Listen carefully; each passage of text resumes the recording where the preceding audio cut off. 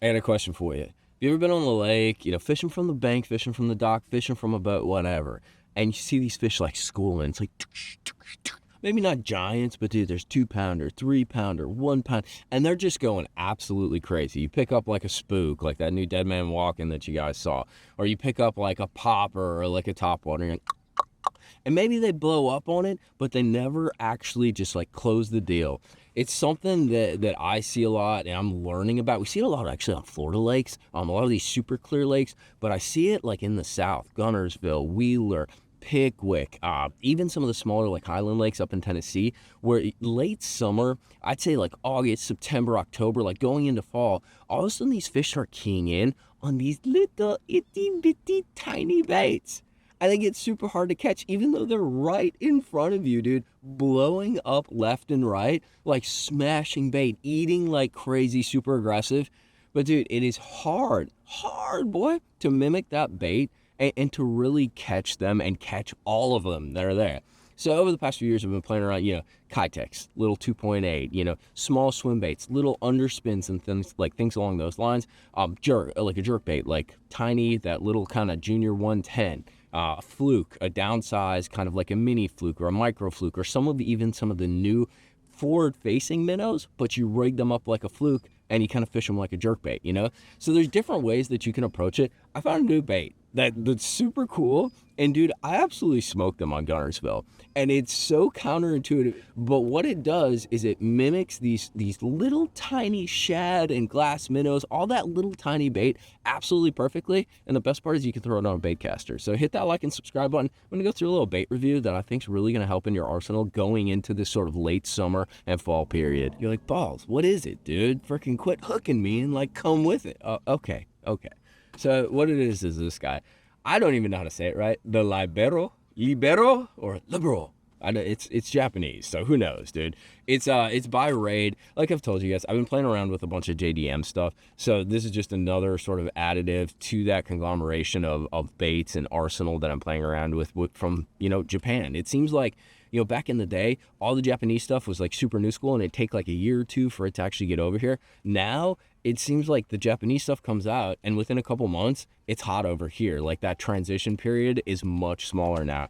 So what's really cool about this Libero is it's a super duper tiny swim bait. And I'm gonna crack this thing open real quick. The packaging's kind of cool actually, and we're gonna kind of show that. But what it is, for lack of a better word, it's an underspin, but it's a different kind of underspin. I would ballpark it at like 2 inches.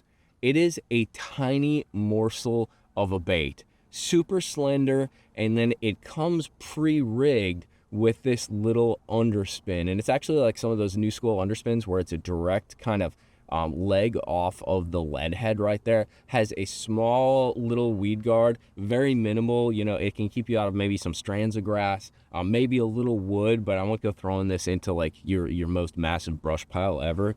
But the coolest part about this thing, and I guess there's a couple things, and that's what we'll run through on the review. Number one, this is the 7-gram size. The 7-gram size is about equivalent to, I think it's like a 3/16 or a quarter. They make it in a variety of weights. One's a little bit bigger, one's a little bit smaller, but overall, they're small kind of morsel-sized baits, and they mimic some of these really tiny shad absolutely perfectly. It's a little paddle tail, and it really stays on that hook really well, and that's part of sort of this, I don't know, the reason I guess that I like it so much. So number one, I can throw this on a bait caster. I throw this thing, this is a 7-foot medium Halo TI. So it's just like a medium, I'd almost describe it as kind of a shorter jerkbait rod. I started using a little longer jerkbait rod. This is a 7-foot.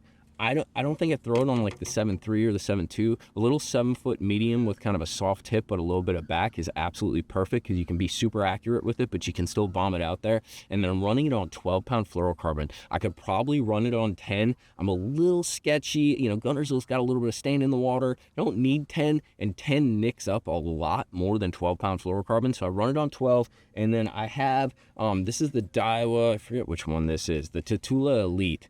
This is an 8-speed reel, super fast reel, but it's one of those like 70 size. It's one of those smaller reels meant for throwing like smaller baits. It's not like BFS level, but a little smaller, more compact.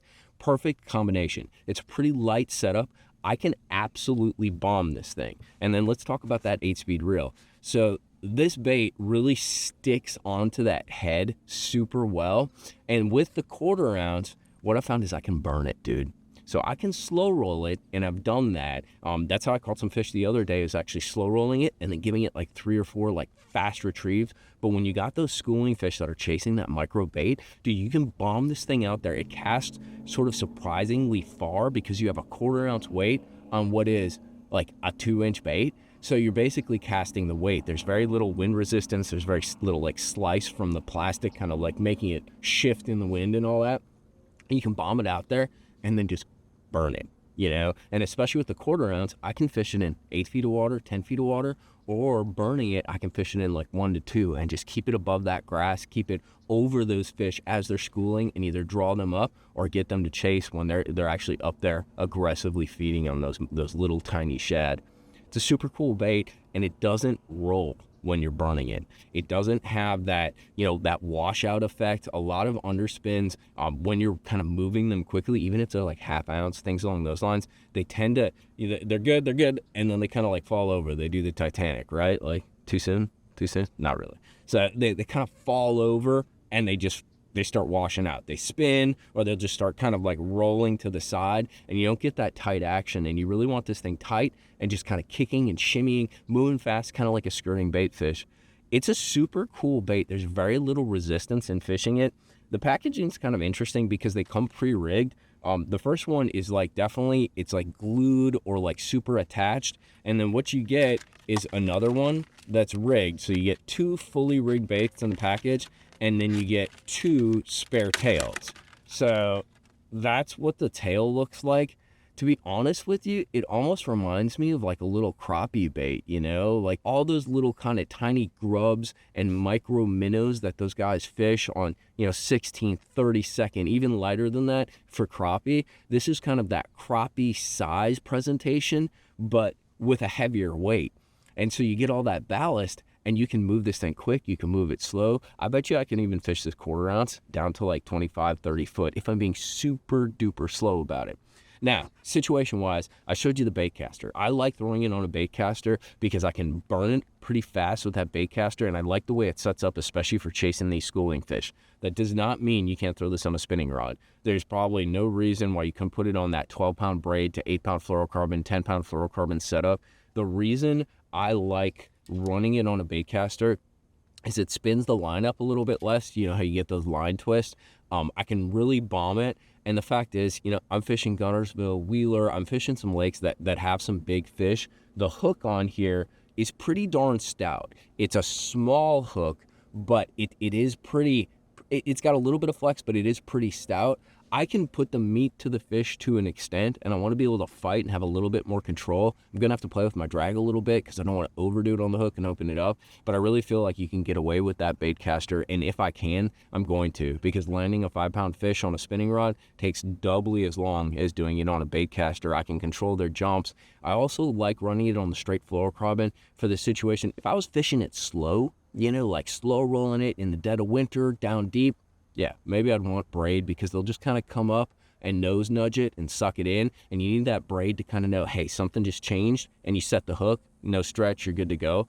There's a lot of impact happening the way I'm fishing it. I'm fishing it for these schooling fish, chasing shad. I'm burning it, and when they hit it, it's wham backle, like they're whammy cackle. That's what JT said. It's whammy cackle, they smoke it. So you want something that has a little bit of stretch in it to kind of absorb that shock, because we're fishing it so fast and we're fishing it for these schooling fish.